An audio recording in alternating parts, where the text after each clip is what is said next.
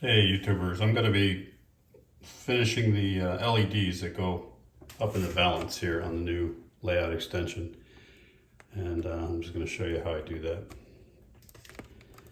By no means am I an expert at soldering, but what I like about these lights, these LED strips, is well, a couple things. They have the self-adhesive backing, which is that blue tape you see, and then you can cut them where you see the copper tabs, and you can also solder those together to extend it. So that's what I'm doing here. This is the run from the original layout, which it's coming down from above there, and it's short because I've added that extension, so I need to extend the LEDs. So what I'm doing is I'm just taking another string of LEDs, which I have, and I'm going to solder it right here, where this is actually a split. And I'm using these holders, and I've put flux on those copper tabs, and I'm just going to solder. You can use wire as well, but let's see how this goes. I got my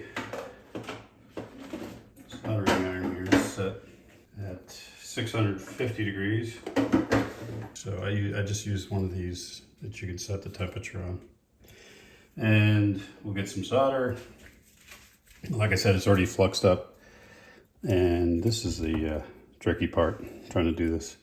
And I'm sure I'll get in the comments some ideas of how to make this easier, but I just put a plier behind it so that I can,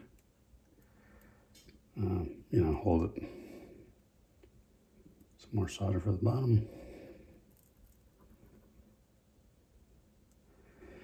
You don't obviously want to overheat these things. I think I just need bigger lumps of solder to make a bridge. There we go. Rock and roll. Yeah. See, without using wire, it's, you don't have the gap. Let's try it out. Boom, it works. So here's the section that's been soldered on, and the lights. It's always good to test it. And then I'll just, I'll put it up here along. What I do, let me just show you this. I have lighting that goes right here close to the front, so you don't see it when you're looking in and operating. And then I have another one that's up, well, it goes here facing in, which further down the layout you can see it. So I have two strips of light, one that faces into the diorama and one that's coming down toward the front. And then when you're operating, you don't see those because they're blinding. If you put them too far back, you're going to see them, and it's going to bug your eyes. So what this is the front strip, and then I need to do the same thing with that inside strip, and it ends here.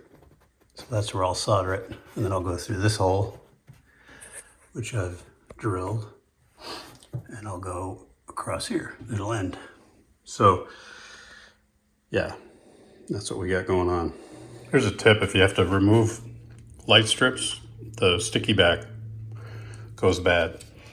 So what I use is this. It's 3M, maybe a 1/4 inch, double-sided sticky foam tape, and you can see here. So this is the piece I pulled off the original fascia, and now I'm just putting this here to stick it back on, and then where I soldered the new stuff on here, it still has its sticky back.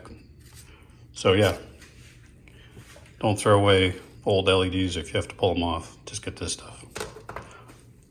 And then once I have the lighting in, I'm gonna focus on putting the styrene along the back.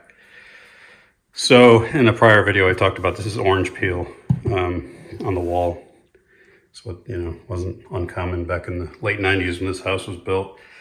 In Florida, maybe it's more common here, I don't know. But rather than skim coating it and making it a mess, a few viewers actually voted for styrene, and I was kind of hard pressed to find sheets of styrene, but I did on Home Depot, believe it or not, of all places. Their website, you have to order it, and here's what it looks like. It comes in 2 4x8. Well, these are 2 4x8 sheets, It's 0.03 inch thickness, which is, for me, that's good. It's flexible, but not so rigid that you can't bend it or get around irregularities in the wall. So I'm gonna, the question is how to template that. Easy to cut, so I'll basically just glue it onto the wall, probably with like a small strips of construction adhesive. I don't have to go crazy with it. And then the seams, where I put the two pieces together, I'll take a thin strip of the same styrene behind that seam, glue it, and if I need to fill it, I can fill it and then sand it. And then paint the whole thing and put the backdrop onto that. So I think that is the best solution. And I thank the subscribers, a lot of comments, most of them skewed toward doing that rather than skim coating.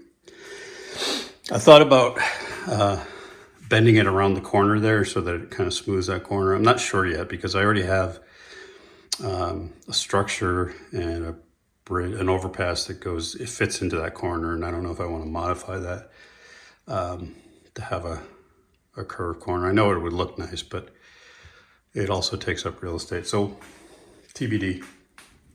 Okay, there it is with all the lights installed across the middle there, and then on the fascia. So you can see it gives a nice bright light.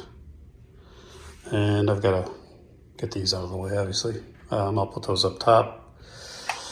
And rather than running power down here, I'll probably go across the top of the fascia and then go down in that back corner where you can't see it.